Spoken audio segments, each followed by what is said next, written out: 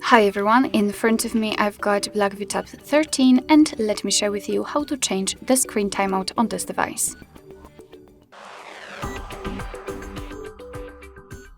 So let's start with opening the settings and then let's tap on the display option right here in this left section. Then let's scroll to find automatic screen off. And as you can see here, we've got some options from which we can choose. At the top, we've got relatively short options, and at the bottom, the longest option possible, so the never option, which simply means that your device will never black out automatically. So all you have to do is to simply tap on the option you'd like to use. I will pick 5 minutes. As you can see, it is immediately marked, and after getting back, you can see that it is notified right here. So from now on, after 5 minutes of inactivity, this device will black out.